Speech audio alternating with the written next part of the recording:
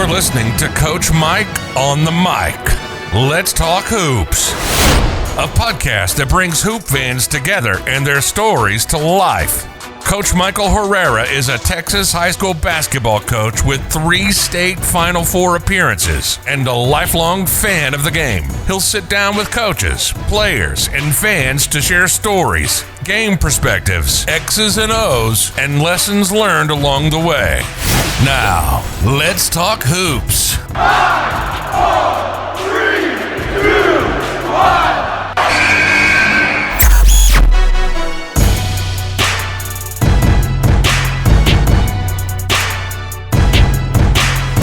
Today I had the pleasure of sitting down with 2 of my good friends, Kevin Johnson and Greg Harrington. Both played basketball at the University of Tulsa and were part of TU's famed Elite 8 team under head coach Bill Self. Kevin and Greg were both roommates of mine freshman year, and I was privileged to be a walk-on with them for the 2000 season under Buzz Peterson. I'm forever grateful for having their friendship on and off the court. I hope you enjoy this episode of Coach Mike on the Mic, Let's Talk Hoops with my friends Kevin Johnson and Greg Harrington.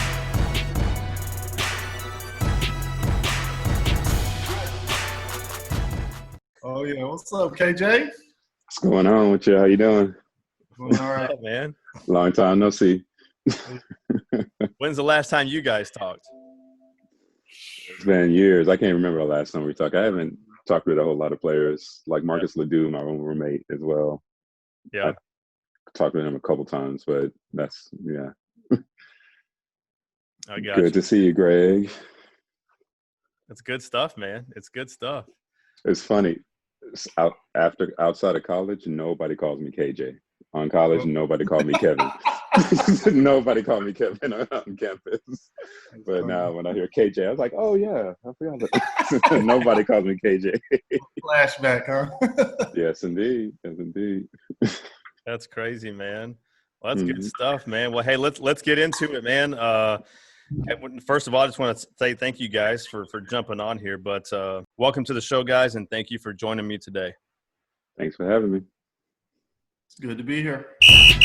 And now, it's time for Layup Lines.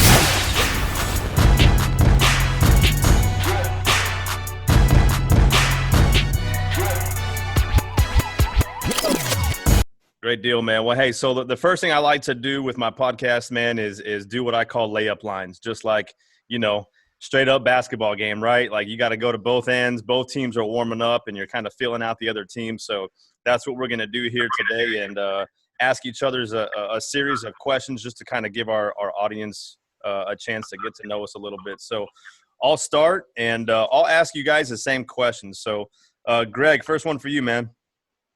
If you could be in a movie, what movie would you be in? I hate questions like that. Be in a movie, what movie would I be in? I loved growing up. I loved Hoop Dreams growing up. So maybe make my way into one of those movies, playing against one of those guys in that movie. So that was always one of my favorites. So Hoop Dreams. All right. I love the answer, man. And KJ, you know why, but that's all right. All right, Yes, KJ. indeed. KJ, tell me what movie you would want to be in. Blue Chips.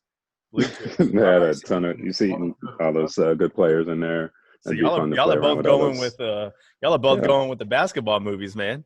Mm-hmm. All right. I got you. All right, Kevin, favorite basketball player growing up that you wanted to be like? Hakeem Olajuwon. Grew up in Houston. That was my idol. Growing up, we're the same number as him. Tried to get that turnaround. I could never get that dream shake, but that's who I followed. That's who I tried to emulate when I started playing basketball. Hey, you had a pretty sweet turnaround jumper, man. That little baby hook. I still remember it. You got about 4 feet off the ground, too. I had to because I'm 6'6" center, 6'7" center. So I had to get off the ground. Had to figure out a way to get it off. That's right. Indeed. Greg, what about you?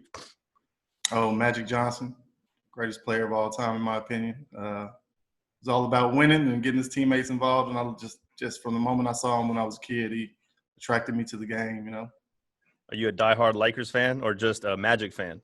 Magic fan. Okay. Diehard Magic fan, yeah. I got you. All right, Greg, first one for you. Favorite – well, golly, man, you might have already answered it, but I was going to say favorite basketball movie of all time. Favorite basketball movie of all? There's a lot of good ones. You know, I hadn't even thought about Blue Chips, but when KJ said that, that's a tough one right there. But yeah, I'd have to go with Hoop Dreams, and it was like came around right when I don't know what we were about 12, 13, something like that. So 1994. Kind of sparked my interest even more into the game, into watching how guys, you know, progress through high school, and kind of gave me something to try to shoot for, you know. Absolutely. KJ. And I know after we're done, I'm gonna go look it up and find another movie. But Blue Chips is on my mind right now, so I'll stick with that one. All right. Question number 4: what is your most useless talent or hidden talent that no one knows you have? KJ. Oh, why you got to hit me first? Well, a few people know I play the piano a little bit, but I'm trying to. I can't think of much else outside of that right now. You know what? When I wrote that question, I had a feeling that you were going to answer it that way, dude. I don't remember. I think it was at the NCAA tournament. We were at the hotel, and you were down there in the lobby playing the piano, man. I was like, check this guy out. Okay. All right. I don't even remember that, but yeah, that sounds like something I would do. Yep. All right, Greg, you. Man, I don't have too many useless or hidden talents, man. That's a difficult question to answer. Let's see. I stay too busy with my kids and doing what I know, you know. I can't really even think of a hidden talent I might have. If I let you know, I'll figure. If I figure it out, I'll let you know. All right. So I stumped you. Yeah, absolutely. That was a difficult question, right there. All right, man. I don't care what point in the interview here, man. If you think of it, you let me know. I will. All right, man. I'm an avid reader. I love reading books, and I can't put books down, man. So I always have to ask my guys or girls or anybody I interview here, what's the last book you read, Greg? And I don't care if it was 5 years ago, 10 years ago, or even just yesterday. Like, what's the last book you read? Last book I read was Doing Things Differently. It's a teaching book, of course. I'm a middle school teacher now, so every summer we get assigned a book to read. So I've been reading this Doing Things Differently, kind of talking about the new environment of learning and education. So trying to get a grasp of how to do this virtual and remote learning with my students. So that's the last book I picked up and read. All right, good deal. KJ? Well, reading for pleasure, probably David Baldacci. I can't remember which one I read all his stuff. Him and Grisham. Probably, I haven't read much recently, but probably within the last year, I was reading that when we went on a little vacation. So that's about the only time I really read. We both read, so we go on a vacation. We both read like 3 or 4 books if we're gone for about a week. I got you. We do. But recently, just related to, I'm a personal trainer, so like certification stuff. I'm getting a new certification right now, so I'm studying on that. So I guess that kind of counts. Good deal, man. Well, it's y'all's turn now, man. So between the two of you guys, y'all throw 5 at me instead of 10. So whoever wants to go first, man, let's go. I'll go ahead and get it started. My first question for either one of y'all. Let's go, Mike, since you asked us the question. Actually, yeah. So it's straight up me, man. So I grilled you guys. Y'all are gonna ask me. So go right ahead. All right. So tell me who the best high school player you ever played against was. Man, I would love to have some like amazing answer for you, like, you know, some dude that, you know, made it to the pros or something like that, right? Or major, you know, recruit player. But the one that comes to mind, I was in high school. This had nothing to do with my high school team, but Devin Brown, when Devin Brown was playing for the San Antonio Spurs, I don't know how it happened, dude. I just went to like an open gym one day, and there's Devin Brown hooping up against us, and I'm like, what? And so I was like, why is this guy in the NBA playing in the – I mean, his gym was horrible. I mean, like why are you in here, man? There's got to be a better gym for you to play. But, I mean, I was in high school. It was not a high school game or anything like that, but I was in high school. So I'll go with Devin Brown. Yeah, he's from San Antonio, right? Yeah. Yep. He I don't know if he still is, man. I think he's the city's point leader. Yeah, I remember him from high school. He was all our age. Yep. He it was golly. Yeah, because it was in the 90s, late 90s. Yep. All right, Kevin, go ahead. All right. Well, this one. Well, I'll ask this question first to see if my original question is even valid. Have you traveled outside of the country? Yes. So my wife and I Okay. have been married for Well, my question would be then, if you have traveled outside of the country, if you had a chance to go live somewhere, just even just for like a few months or something, just like go hang out, where would you go? Greece, hands down. Okay, nice. I don't know if y'all remember this or not, but I'm half Greek and half Hispanic, and my wife and I went to Greece in 2010, and then we went back in 2015. Yeah, 2015, and I went and ran the authentic Athens Marathon. But I love Greece, man. I love the food and I love the culture there. Awesome. That is awesome. Back to you. All right, I got a question. I got to pick them for you. Who would you rather have on your team, Luka or James Harden? I'm gonna get hate for answering this. I'm gonna get hate. I gotta go Luka, man. I love Harden's game. I love what he does. But as a high school coach, I got too many of my freaking kids trying to be like him. You know what I'm saying? So like, Luka does a lot of that same stuff, man. But it's just not. I don't know. I guess I'm hating on Harden for a little bit, but I mean, those are two outstanding basketball players. But I'll go Luka. Yeah, it's tough, man, because he does so much dribbling, but he's effective with it, Yes, I know. But then our kids try to do it and they go nowhere for 30 seconds. Yeah, they just see dribbling. They don't understand that he's doing it for a reason. But yeah, it is tough to watch sometimes. But both of them got pretty good game, though. Yep, good question. KJ. What's your just name three of your top NBA players of all time? I'm not saying you think these are the best ever, but who are just three of your top that pop into your mind of your three top favorites? The easiest one for me is MJ. I got to go Michael Jordan. Growing up in the 80s and 90s, I mean, what kid would not put that one on the top? But although I didn't get the pleasure to watch this guy play, I just loved the guy, and that was Pistol Pete Maravich. Always try to emulate. I love, it kind of reminds me of like Jason Williams, right? Too, like just that there's that flash, but there's the foundation behind the flash, right? And so I kind of like that about Pistol Pete Maravich. And the one that I loved watching his game was Steve Nash. I know I wouldn't put him. He might be like my fifth player or sixth out of like top 5 or 6 of all time. But being a point guard and watching him play taught me so much about the game. And I just love his story of playing soccer and having the footwork that established him as a basketball player and then a future professional. I believe he played hockey too. So, you take all of the dynamics of those sports and you wrap it into a basketball player. He's the one who brought the hockey play to basketball, right? I mean, I teach that now in high school, that if you're driving baseline and there's no help side, but you don't really have a shot to take, keep driving that baseline. And I think a lot of coaches hate that because they think of the player not going anywhere.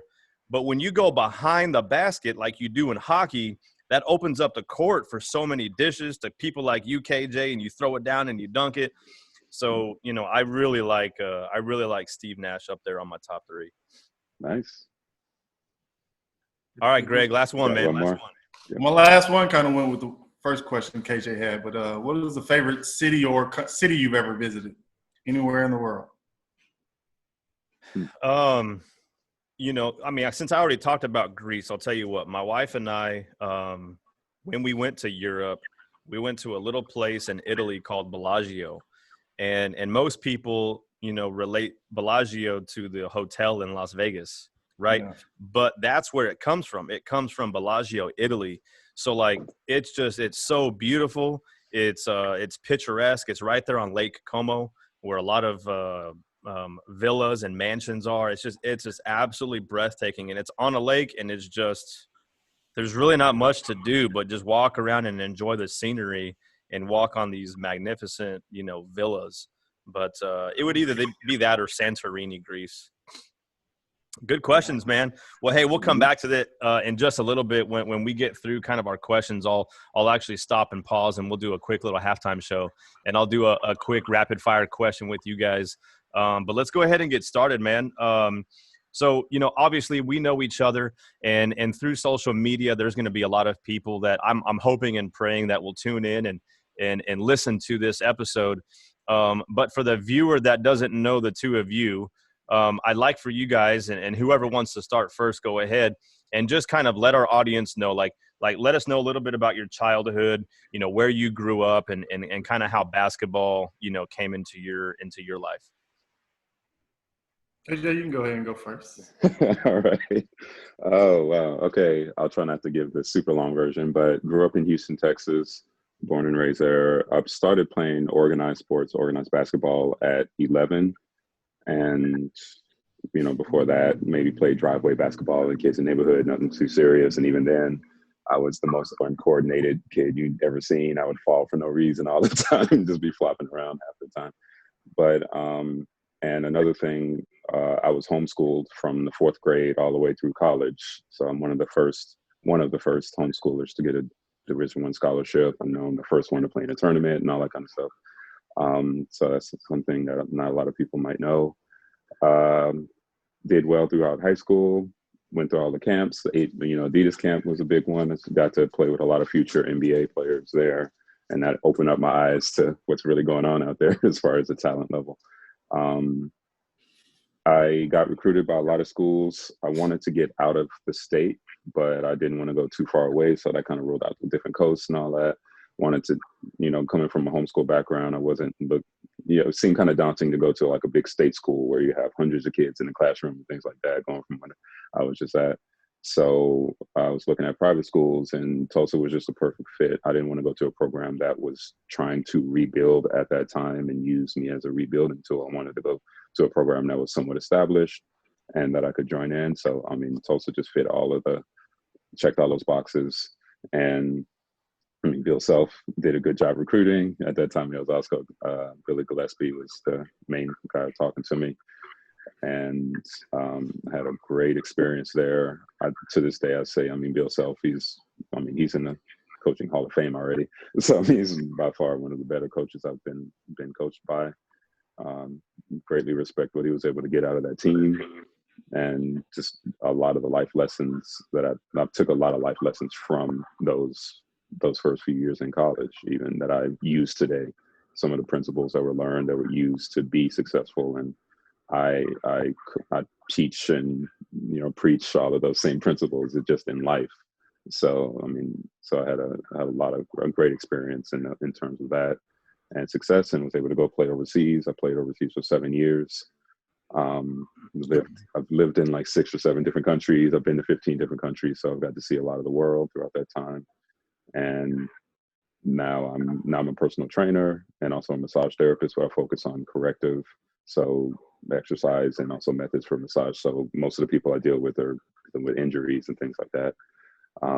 And I know a lot about those throughout my career. I've been through quite a few of those, had a few surgeries and this and that. So I'm able to use that experience to help people and that they don't go through all of the injury stuff that I went through. If I had known about a quarter of what I know right now back in college, I would have avoided a lot of the knee stuff, a lot of the aches and pains. And I feel like I was a pretty good athlete there. And looking back, knowing the stuff I was playing with, if I corrected some of that, I don't know where I would have been athletically had I known some of the stuff that was going on. Well, we'll actually we'll kind of touch a little bit on that. You're kind of going through the entire gamut, if you will. You open the door. You're kind of taking my questions out of the interview here, but we'll touch on that. But going back to specific with me. I will. All right. So let's stay with childhood, right? All right. So childhood, KJ. Tell me when you first started to fall in love with the game of basketball, when you knew that this was just it wasn't another sport, right? So kids love baseball. They play soccer. They do this, they do that. But as a kid, and maybe it was later in life for you, but kind of talk a little bit about when basketball came into your life and what that was like. I would say, like I said, I started when I was 11. It was kind of like, hey, let's give this a try type attitude. It wasn't, just something to do. We played baseball. We took some martial arts. We took karate, taekwondo, and we were kind of bouncing around some stuff.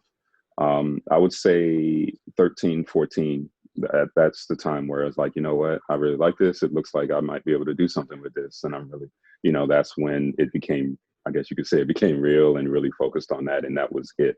That was the main thing that we were focusing on every day. Well, I really like how you said that, because a lot of times, and Greg, I know you probably deal with the same thing in coaching right now. Like, kids just have these high expectations of making it big. And these kids play from the time they're 5 years old. And by the time they get to, Greg coaching middle school or me high school, you can start to see the effects of being burnt out with these sports. And now, I've got a 4-year-old son, and he just played in his first soccer league, if you will, during this COVID time. And for me, like, I don't want him to play basketball. I mean, don't get me wrong, later in life, I do. But right now, to me, the feet have to get fixed before I don't care what sport he plays. If it's tennis, if it's golf, if it's basketball, football, baseball, the feet, to me, and again, that goes back to how my answer was about Steve Nash.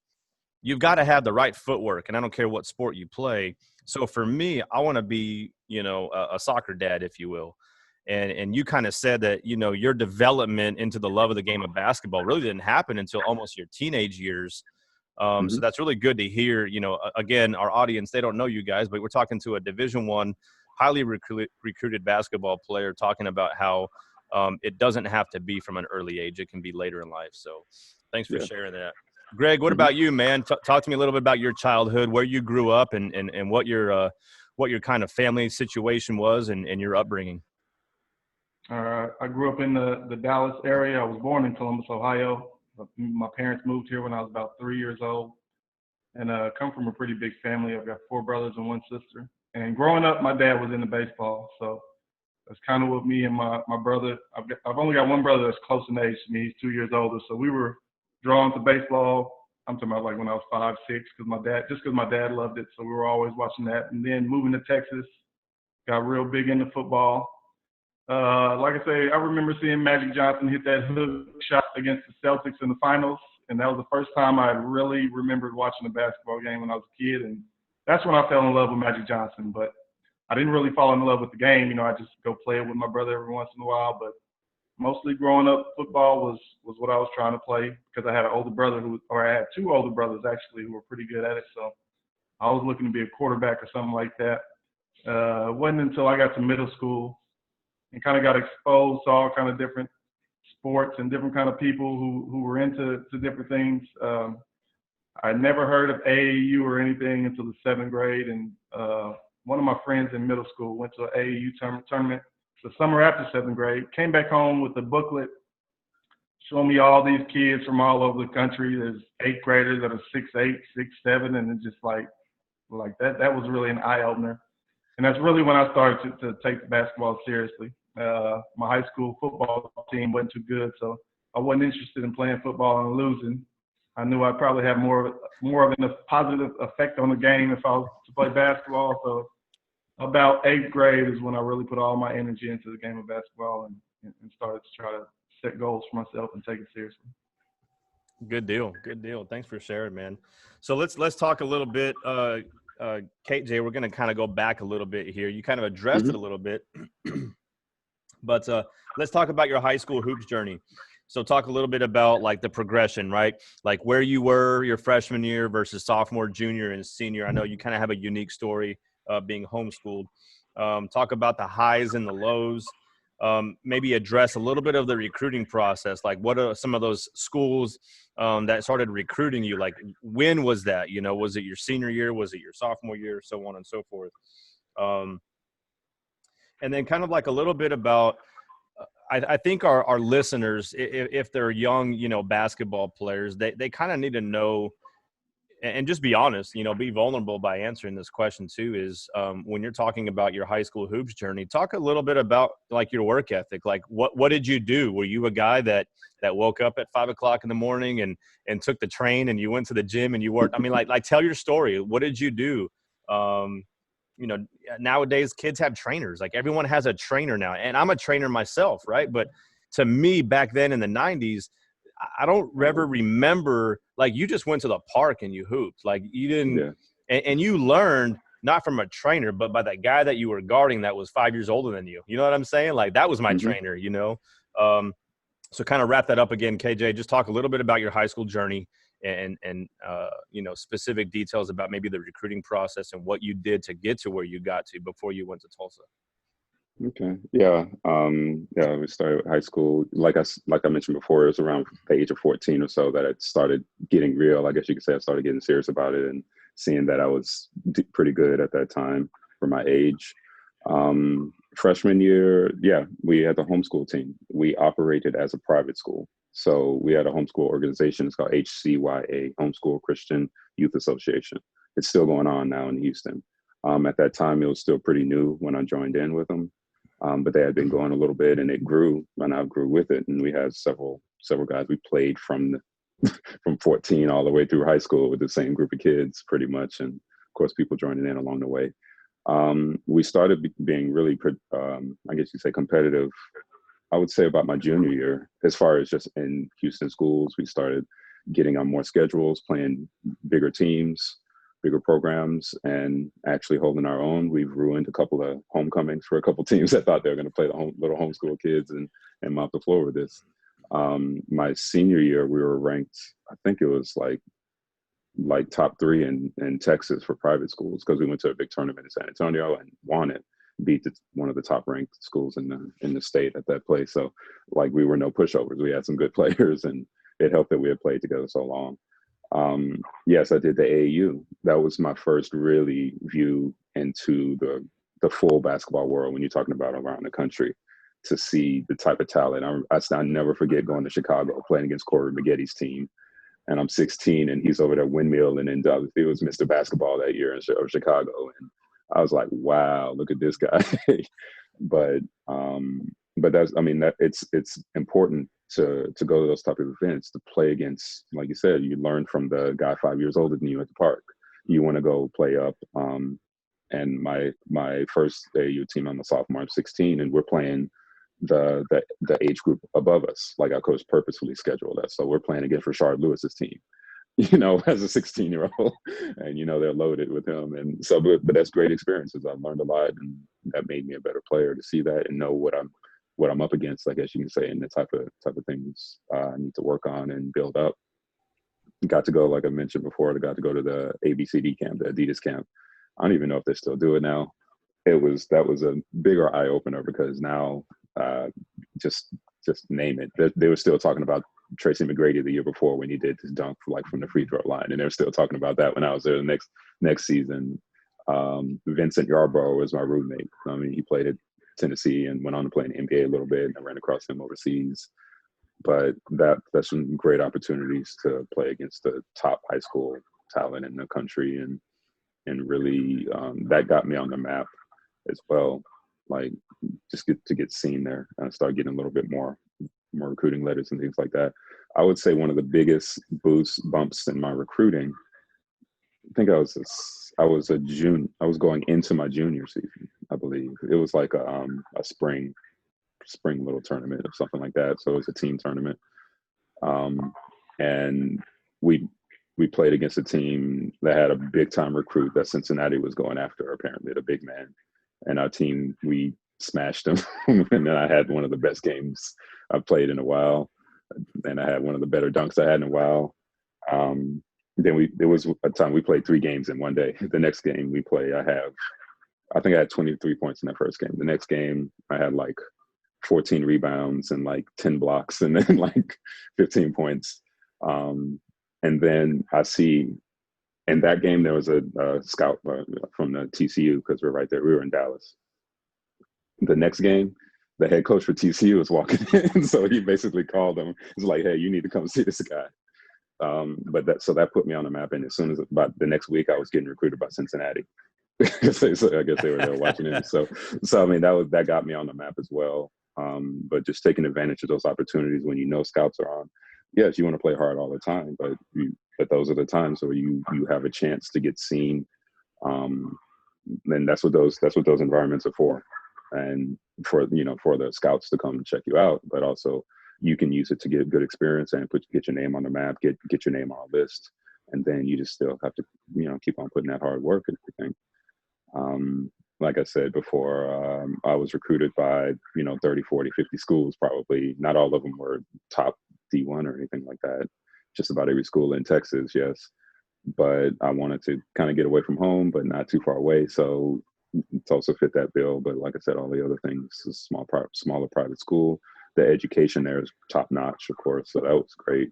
And they had an established program. They had just been to the tournament the year before. And they had a lot of upperclassmen coming back. So I knew, like, just for example, SMU was recruiting me as well, but they were talking about having me start coming in as a freshman. And I think I preferred to come in with a team where they weren't expecting me to come and turn the program around, where, I could learn. And, we had Michael Ruffin my first year. That was a welcome to college. Big rough, man. so I mean, I know you want to keep it to high school, so I won't go too much into college, but let me know when you want to talk about that. I got some stories about that. But yeah, that was kind of my going through high school. That I took the normal route. Even though I was homeschooled, we operated like a private school, so pretty much the basketball journey was about the same.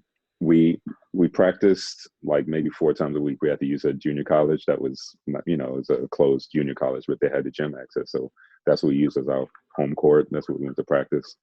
And I can't say I did the whole 5:30 in the morning every day and all of that. But after, like, once I hit age 15, 16, we were playing AAU. I think I went 2.5 years straight without having more than a week or two from playing basketball. Like, there was not a 1 week span of me being away from basketball for a good 2 to 2.5 years, I'd say. Like, definitely my last two, like, so every season there was something, whether it was AAU, it was a spring league, it was summer. If there's nothing going on, then we got the Spain pickup every day. And we had college guys coming back to the gym because it was just a good run. It was a nice big court. And we got to play against college players, and we were playing running throughout the summer with them. So that, yeah, it was nonstop from about 15 and a half to 16, I'd say, through high school. Good deal. Well, it's crazy that we've known each other, and obviously more so friends when we were in college, and then a little bit after college. I remember having you over when I was living in Houston, watching that Tyson fight. I remember that. But it's crazy because now I'm coaching, and in the last probably handful of years, we've actually played against HCYA every single year in the Pflugerville basketball tournament, and we play them every year. So that's crazy. I never knew that. That's where you went, man. That was my team. Good deal, man. Good deal. Greg, let's go, man. Talk about your high school journey, man. Talk a little bit about the recruiting process for you.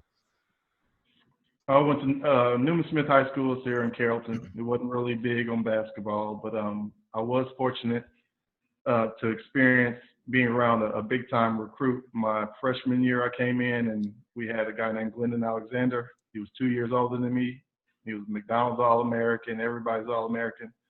So very early on, I got to see what it takes, like the work habit. Him and his dad. His dad was a JV coach. My freshman year, I was on JV, and that was a great introduction to working hard and fighting for what you want. Because from my freshman year of high school, I haven't had a tougher coach than that man right there, man. He used to have Glendon going to school at like 4:30 in the morning, staying up there late. So I got to see that firsthand, and it basically showed me what I needed to do if I wanted to make it to that level. So I'd say after the first week of school, freshman year, and watching him, I could probably count on one hand the amount of times I went home right after school. I remember in high school, we get out at 2:30. I probably wouldn't get home till about 5:36 every single day. And sometimes it was just waiting till the volleyball team finished practice so I could use the gym. Yep. While I was doing that, I'm either lifting weights or running around the school, doing whatever I could do to improve, Because like I said, I had a goal in mind, and I saw this guy right in front of me who had it all. He was in magazines. He was getting all the top schools, recruiting them. So watching him was like a blessing, because if I didn't see that work ethic, I had a work ethic on my own. Even before that, I used to do crazy things. I just didn't have a direction. So seeing him kind of gave me a direction on what to work on and how to work. And going through high school, wasn't really recruited too much until about my junior year. Even my sophomore year, I started on the varsity and we were state ranked, and I averaged 9 points a game, and I thought that was awesome for a guy playing on a team with a McDonald's All-American who's averaging 37, 38. But in my sophomore year, I remember some kind of little publication came out It had the top 70 juniors to be next year. Looked all over that thing. My name wasn't on it, but my teammate's name was on it. His name was John Fornash, and he didn't even play that year. Seeing that list, it motivated me to get out there and work even harder. I knew I'd have to earn everything I got, so got on some traveling teams that summer and was able to play pretty good. And started, but still just got recruited by state schools like SMU, Rice, Baylor. Nobody too big. And my senior year, in the middle of recruiting, SMU ends up signing Hancock, another point guard, so they didn't want me. Baylor ended up signing a junior college point guard, so I wasn't going there. And it was really between Tulsa, Rice, where I was going to wait till the end of my senior year. And Coach Gillespie was really the reason I was going to because I was going to go to Baylor. He was the reason. He was at Baylor before he came to Tulsa. And I remember one day he had on a Baylor shirt at a tournament in Colorado Springs. The next day he had on a Tulsa shirt. Same with me. Yeah, he did that with me too. So he was a real big reason why I went to Tulsa, and plus the winning. I wanted to go somewhere that was in the tournament or at least would give us a chance. So that's kind of a breakdown of how my recruiting went throughout. Good deal. You know, and I, these kids these days, you talk about, your name not getting put on the list, right? And you're talking at that time, that was what, like probably 96, 97, right? And no social media, internet, man, not so much, right? Now, think about how many lists there are, and now you've got these kids that pay for these services to put their name on a list just so that their name can be on a list. And, and there's some pros and cons, man, because ultimately all we care about is that we get kids recruited and we get college paid for, or allow them to play basketball at the next level. So I know that's the ultimate goal, man. But, things and people would even have conversations or arguments with us that, oh, man, you're talking about the 90s. Well, what about the 70s, right? So, like, we could sit here and argue decades after decades. But, bottom line is I don't know if you guys watched The Last Dance, but when Michael Jordan's mom was talking to him and she's like, so what are you going to do about it now? Right. I think kids need to hear more things like what you just said, Greg, that, what are you going to do when your name's on a list? What are you going to do when a scout's not recruiting you, but they're recruiting the other guy? You got to go back to work. You got to put in the work and your basketball play and your grades are what's going to get you recruited. Not because, maybe this list or that list, or did you play for this circuit or that circuit or this AAU team? Bottom line is coach is going to see you play. If you got game, he's going to know about you somewhere, and like you said, sometimes, you got a coach who's coaching at Baylor and then he moves. So he may not be looking at you for one school, but, if he becomes a head coach at a D2 or an NAIA or something, you just never know, and those guys will watch you. So it's very true, man. It's halftime.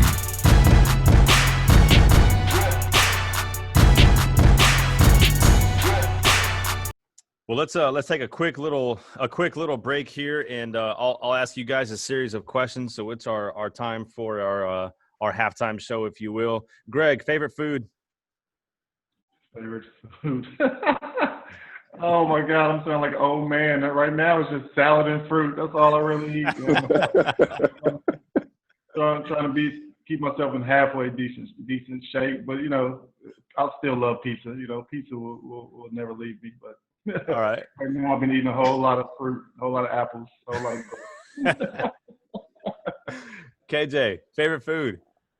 It's funny, I'm in the same boat with him, but as far as what I'm eating currently, I'm trying to stay healthy, but my weakness is cheesecake. Like, don't let me get into a cheesecake factory. I'll mess around and buy 2 or 3 and walk out of there and out of that case.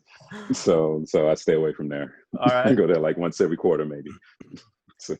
Simple answer, man. Man to man or zone, Greg? Man to man. All right, KJ? Man. All right, Man. Good. I like it. Best shooter of all time, KJ? Steph Curry. All right. Greg? Same? Yeah. He's definitely changed the way people shoot, too. Definitely. I'm going to throw this one back at you because I think you kind of both ask it in your own way. Vacation anywhere in the world, where do you go, Greg? I was fortunate enough to go to Perth, Australia, and that is probably the most beautiful place I've ever seen in my life, and I'd love to go back there. All right. KJ, my world traveler. This might seem weird, but if I'm going for vacation, I would probably go to Lebanon because I played there for a little bit. They have some great beach resorts and all of that. I know most people don't think of that when they go over there, but I had a great time. I was there, and I would go back there. All right, last question. During this COVID year, that's what I'm calling 2020, man. It's the COVID year. Any binge watching on Netflix? Oh Lordy. Either one of y'all. Yeah. Y'all watching anything? Any kind of TV show that you're watching or movie binge watching? Keeping up with any kind of seasons? I started watching that Queen of the South with my girlfriend, but haven't been on it lately. No. That's about the only thing. Everything's a jumble now. I think we've binge watched a lot of things. I can't even think of one off the top of my head right now. We've watched so much. We're trying to go into movies now. I'm trying to find some good movies to watch. But we found some hidden gems. I couldn't tell you the name, but Netflix has a lot of not known movies. And so we've been like, oh, that's like a B movie. But you know what? It was entertaining. We know what we're getting into. So enjoying those not big production movies. Yeah. Actually, I did start watching some. I think it's called the Manhattan Project or Blue Book or something like that. It's about UFOs and how they used to study them back in like the 50s and 60s and how all that got started. And it kind of tells government secrets. So I started watching a little bit of that too. That's pretty interesting. Those kinds of things are real easy to get addicted to, man. And you just it's like nonsense television, but we just watch it. Mm-hmm. Thank you for listening to Coach Mike on the Mic. Let's Talk Hoops. If you enjoyed this episode, be sure you subscribe and click the notification button and then share it with your friends.